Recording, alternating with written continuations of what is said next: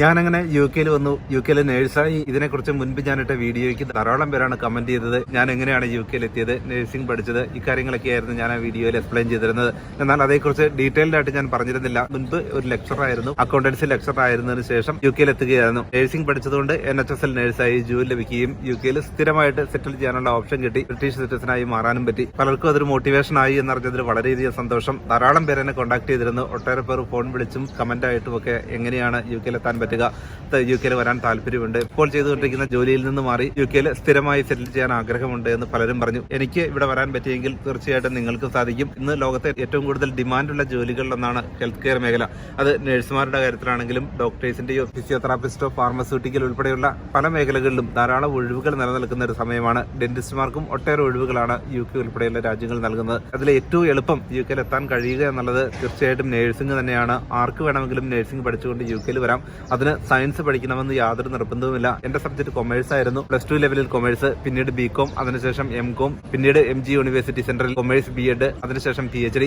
Commerce background മാത്രമുള്ള എനിക്ക് nursing പഠിച്ചുകൂടെ വരാൻ പറ്റുമെങ്കിൽ തീർച്ചയായിട്ടും നിങ്ങൾക്കും അതിന് സാധിക്കും. ഒരു മൾട്ടി പ്രൊഫഷണൽ ആവുക എന്നുള്ളത് തീർച്ചയായിട്ടും നമുക്ക് സന്തോഷം നൽകുന്ന കാര്യമാണ്. ഇപ്പൊ ജീവിതകാലം മുഴുവൻ നമ്മളുടെ സെയിം ഫീൽഡിൽ തന്നെ നിൽക്കാതെ വളരെ വ്യത്യസ്തമായ ഒരു ഫീൽഡിൽ വരിക എന്നുള്ളത് നമുക്കൊരു പുതുതായിട്ട് ഒരു കാര്യം സ്റ്റാർട്ട് ചെയ്യുന്നതിന് തുല്യം തന്നെയാണ്.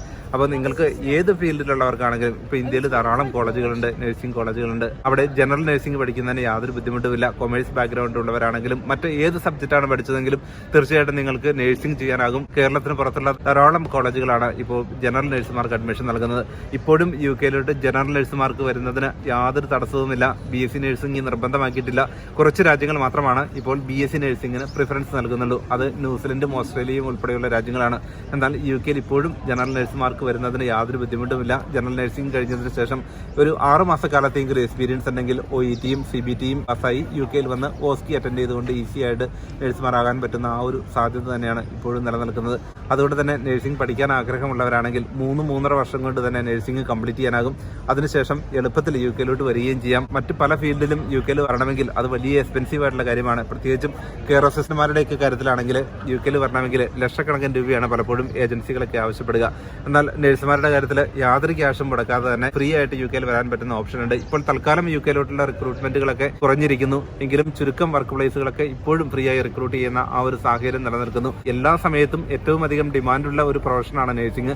അതുകൊണ്ട് തന്നെയാണ് യു കെയിൽ വരുന്നതിന് വേണ്ടി നഴ്സിംഗ് ഞാൻ ചൂസ് ചെയ്തതും പിന്നീട് ആ മേഖലയിൽ കുറച്ച് നാളത്തെ എക്സ്പീരിയൻസ് കിട്ടിയതിനു ശേഷം ആ ഒരു മേഖല എനിക്ക് ശരിക്കും ഇഷ്ടപ്പെടുകയാണ് ചെയ്തത്. പ്രത്യേക ഒരു ഫീൽഡാണിത്. ഇപ്പോൾ നമ്മൾ കോളേജിൽ പഠിപ്പിക്കുകയാണെങ്കിൽ നമ്മൾ മാത്രമാണ് 100-110 സ്റ്റുഡൻസ് ഉള്ള ഒരു ക്ലാസ്സിൽ നമ്മൾ പഠിപ്പിക്കുമ്പോൾ നഴ്സിംഗ് പോലുള്ളൊരു ജോലിയാണ് നമ്മൾ ചെയ്യുന്നതെങ്കിൽ, പ്രത്യേകിച്ചും ഓപ്പറേഷൻ തിയേറ്റർ ഉൾപ്പെടെയുള്ള സ്ഥലങ്ങളിൽ ജോലി ചെയ്യുകയാണെങ്കിൽ അതൊരു ടീം വർക്കാണ്. ഇപ്പോൾ എല്ലാവരും കൂടി ചേർന്ന് ഒരു ടീമായി ജോലി ചെയ്യുന്ന മൾട്ടി ഡിസിപ്ലിനറി ടീമുമായിട്ട് നമുക്ക് വർക്ക് ചെയ്യാൻ കഴിയുന്ന, കൂടുതൽ പേരുമായി ഇന്ററാക്ട് ചെയ്യാൻ പറ്റുന്ന ആ ഒരു സാഹചര്യമാണ് എന്റെ സാഹചര്യത്തിലുള്ളത്.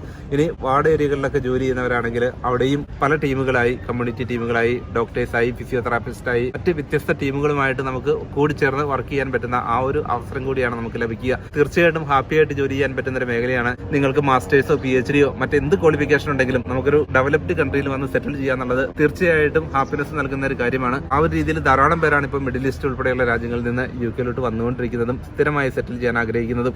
ഒരു തവണ PR-ഉം സിറ്റിസൺഷിപ്പും ഒക്കെ കിട്ടിക്കഴിഞ്ഞാൽ നമുക്ക് ഇഷ്ടമുള്ള മേഖലയിലോട്ട് മാറാം. അല്ലെങ്കിൽ നിങ്ങൾ ഇപ്പോൾ ചെയ്തുകൊണ്ടിരിക്കുന്ന ജോലി എന്താണോ അതിലോട്ട് വീണ്ടും തിരികെ എത്താനുള്ള സാഹചര്യം കൂടിയാണ് നിങ്ങൾക്ക് ലഭിക്കുക. എന്റെ കാര്യത്തിലാണെങ്കിൽ മെയിൻലി ഞാൻ കോൺസെൻട്രേറ്റ് ചെയ്തിരുന്നത് ഫൈനാൻഷ്യൽ മാനേജ്മെന്റിലായിരുന്നു, അക്കൗണ്ടൻസിയിലായിരുന്നു. അതുകൊണ്ട് തന്നെ എനിക്ക് സ്വന്തമായിട്ട് ആ മേഖലയിൽ ഡെവലപ്പ് ചെയ്യാൻ പറ്റുന്ന അവസരങ്ങൾ കൂടി യു കെയിൽ എത്തിയതിനു ശേഷം ലഭിച്ചു. PR ലഭിച്ചതിന് ശേഷം ആ മേഖലയിലാണ് ഇപ്പോൾ ഞാൻ കൂടുതലായും കോൺസെൻട്രേറ്റ് ചെയ്യുന്നത്. നഴ്സിംഗ് ജോലി ഞാൻ ഫ്രീ ആകുന്ന സമയത്ത് മാത്രം ചെയ്യുന്ന ആ ഒരു ബാങ്ക് ഓപ്ഷനിൽ മാത്രമാണ് ഇപ്പോൾ ചെയ്യുന്നുള്ളൂ. ബാക്കി സമയത്ത് ഫൈനാൻഷ്യൽ മാനേജ്മെന്റുമായി റിലേറ്റഡ് ആയിട്ടുള്ള എൻ്റെ മുൻപ് ഞാൻ പഠിച്ച കാര്യങ്ങൾ എന്താണോ അതുമായി റിലേറ്റഡ് ആയിട്ടുള്ള കാര്യങ്ങളാണ് കൂടുതലായും ചെയ്യുന്നത്. അതേപോലെ നമുക്ക് സ്വന്തമായി ബിസിനസ് ചെയ്യാനും ഉള്ള ഒട്ടേറെ സപ്പോർട്ടും ഹെൽപ്പുമാണ് യു കെയിലെ ഗവൺമെന്റ് നൽകുക.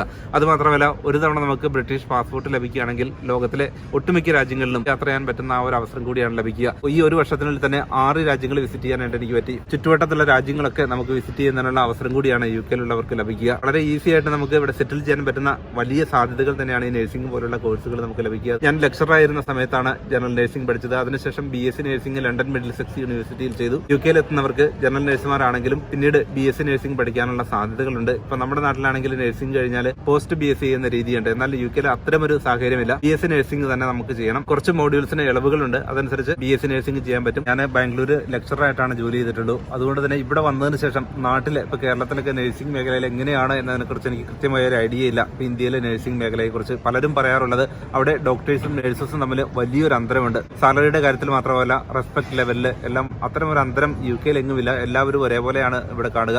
എല്ലാവരും കൊളീഗ്സ് ആണ്. അതിൽ പ്രത്യേക മാറ്റങ്ങളൊന്നുമില്ല. പലരും പറഞ്ഞു എംകോമും PEDും PhDയും കഴിഞ്ഞിട്ട് ഒരു നഴ്സായി മാറിയത് താഴ്ന്ന ഒരു ലെവലിലോട്ട് പോയി എന്നുള്ളത്. ഒരു കാരണവശാലും ഞാൻ താഴ്ന്ന ലെവലിലോട്ടല്ല പോയത്, കൂടുതൽ ഹയർ ലെവലിലോട്ടാണ് പോയത്. ഇപ്പോൾ ഇന്ത്യയിലെ ഒരു സാലറി എടുക്കുകയാണെങ്കിൽ അവിടുത്തെ ഏറ്റവും ഉയർന്ന സാലറി ഇപ്പോൾ ഗവൺമെന്റ് ഉദ്യോഗസ്ഥന്റെ കാര്യത്തിലാണെങ്കിൽ, IPS ഓഫീസേഴ്സിന്റെ കാര്യത്തിലാണെങ്കിൽ, ഡിസ്ട്രിക്ട് കളക്ടറുടെ കാര്യത്തിലാണെങ്കിൽ അവർക്ക് കിട്ടുന്നതിനേക്കാളും വലിയൊരു സാലറി വാങ്ങിക്കാൻ എനിക്ക് മാത്രമല്ല UK ഉൾപ്പെടെയുള്ള രാജ്യങ്ങളിൽ ജോലി ചെയ്യുന്ന നഴ്സുമാർക്ക് സാധിക്കുന്നുണ്ട് എന്നുള്ളത് തീർച്ചയായിട്ടും അഭിമാനകരമായ ഒരു കാര്യമാണ്. പാർട്ട് ടൈം ആയിട്ടാണെങ്കിലും നഴ്സിംഗ് ജോലി തുടരുമെന്നുള്ളത് എന്റെ ഒരു പാഷനായി മാറി. കാരണം അത്രയ്ക്ക് ഇഷ്ടപ്പെട്ട ഒരു മേഖലയാണ് ഇപ്പോൾ എനിക്ക് നഴ്സിംഗ്. ഡെവലപ്ഡ് കൺട്രികളിൽ നഴ്സിംഗ് എന്നുള്ളത് ഒരു പ്രൊഫഷനാണ്. നമുക്ക് ഇഷ്ടമുള്ള സ്പെഷ്യാലിറ്റികൾ തിരഞ്ഞെടുക്കാം. കൂടുതൽ ഹയർ ബാൻഡുകളിലോട്ട് എത്താനായി സാധിക്കും. കൂടുതൽ പൊസിഷനുകളിലോട്ട് ഡോക്ടേഴ്സിനൊപ്പം തന്നെ പ്രിസ്ക്രൈബ് ചെയ്യാനുള്ള റൈറ്റ് കൂടിയാണ് നഴ്സുമാർക്ക് UK ഉൾപ്പെടെയുള്ള രാജ്യങ്ങൾ നൽകുക.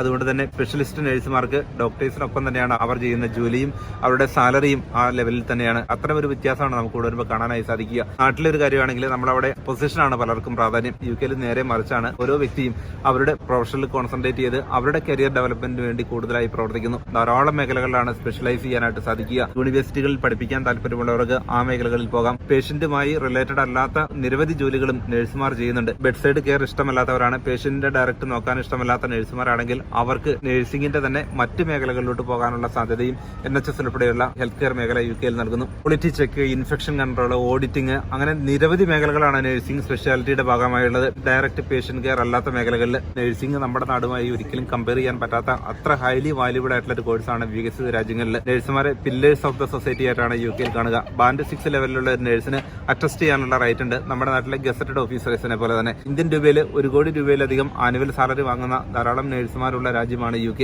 അതുകൊണ്ട് തന്നെ സാലറിയുടെ കാര്യത്തിൽ മാത്രമല്ല നമുക്ക് നല്ലൊരു റെസ്പെക്ട് കിട്ടുന്ന ഒരു പൊസിഷൻ കൂടിയാണ് യുകെയിലെ ഏത് ജോലി അങ്ങനെ തന്നെയാണ്.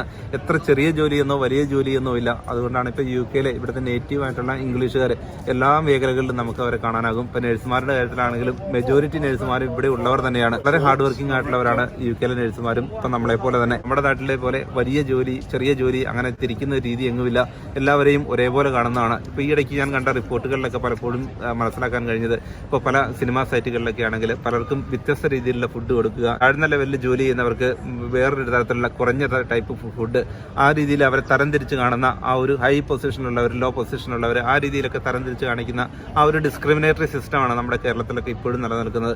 പണമുള്ളവർക്ക് അല്ലെങ്കിൽ അധികാരമുള്ളവർക്ക്, പ്രശസ്തിയുള്ളവർക്ക് കൂടുതൽ സാധ്യതകൾ നൽകുന്ന ആ ഒരു സൊസൈറ്റിയിൽ നമ്മൾ ജീവിക്കുന്നതുകൊണ്ടാണ് നമുക്ക് ഇക്കാര്യങ്ങളൊക്കെ പലപ്പോഴും പറയുമ്പോൾ മനസ്സിലാകാതെ പോകുന്നത്. ഇപ്പോൾ ഇവിടുത്തെ ഒരു സാഹചര്യം അനുസരിച്ചാണ് എത്ര പൊസിഷനുള്ളവരാണെങ്കിലും പ്രധാനമന്ത്രി ഉൾപ്പെടെയുള്ളവരാണെങ്കിലും അവർ പോകുമ്പോൾ അവരുടെ പ്രൈവസി അവർ ബഹുമാനിക്കുന്നു. ഒരു കാരണവശാലും ആളുകൾ കൂടി വന്ന് അവരെ ഡിസ്റ്റർബ് ചെയ്യും, അങ്ങനെ രീതിയൊന്നുമില്ല. ഫിലിം ആക്ടേഴ്സ് ഒക്കെ ആണെങ്കിലും പോവുകയാണെങ്കിൽ പ്രത്യേകിച്ച് ആരും അവരെ ഡിസ്റ്റർബ് ചെയ്യാറില്ല. അവരുടെ കാര്യങ്ങൾ ചെയ്തിട്ട് പോകുന്നു, അവരുടെ ജോലി ചെയ്യുന്നു എന്നല്ലാതെ നമ്മുടെ നാട്ടിലെ പോലെ ഭയങ്കരമായിട്ട് അവർ ആരാധിക്കാനും അവരുടെ പിന്നാലെ കൂടുന്ന ആ ഒരു രീതിയൊന്നും UK-ലെങ്ങുമില്ല. ഇപ്പോൾ ധാരാളം സ്ഥലത്ത് ഇപ്പോൾ കഴിഞ്ഞ ദിവസം തന്നെ ഞാൻ ജോലി കഴിഞ്ഞ് വരുന്ന സമയത്ത് അവിടെ ഒരു ഫിലിം ഷൂട്ടിംഗ് നടക്കുമായിരുന്നു. അപ്പോൾ 10-30 ക്യാമറ വെച്ച് ഫിലിം ഷൂട്ട് ചെയ്തുകൊണ്ടിരിക്കുന്ന സമയത്ത് എനിക്ക് നടന്നു പോകാനുള്ള വഴിയില്ല. അവർ ബ്ലോക്ക് ചെയ്തിട്ടാണ് ഈ ഷൂട്ട് ചെയ്തുകൊണ്ടിരിക്കുന്നത്.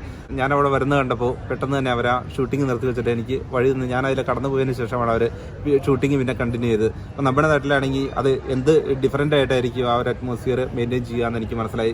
അവിടെ ആരും ഷൂട്ടിംഗ് കാണാനായിട്ട് നിൽപ്പില്ല. കാരണം ആളുകൾക്ക് താല്പര്യമുള്ള ഒരു കാര്യമല്ല ഇതൊക്കെ കാണുക എന്നുള്ളത്. എല്ലാവരെയും ഒരേപോലെ കാണുക. സാധാരണക്കാരായിട്ടുള്ള ജനങ്ങളെല്ലാം ഒരേപോലെയാണ്.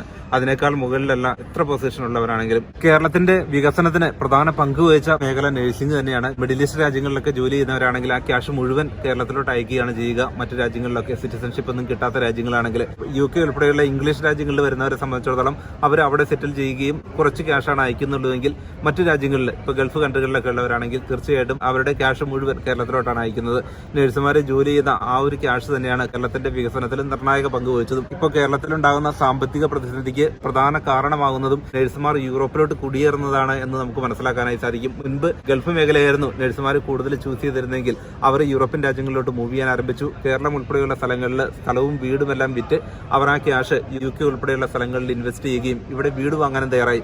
ഈ സമയത്ത് കേരളത്തിൽ സ്ഥലത്തിന്റെ വില കുറഞ്ഞു, വീടുകൾ വാങ്ങുന്നവരുടെ എണ്ണം കുറഞ്ഞു. 10-15 വർഷം മുൻപുണ്ടായിരുന്ന വിലയിൽ താഴെയാണ് ഇപ്പോൾ കേരളത്തിലെ പലയിടങ്ങളിലെയും സ്ഥലത്തിന്റെ വില. ആളില്ലാത്ത നിരവധി വീടുകൾ ഇപ്പോൾ കേരളത്തിൽ എല്ലായിടത്തും കാണാം.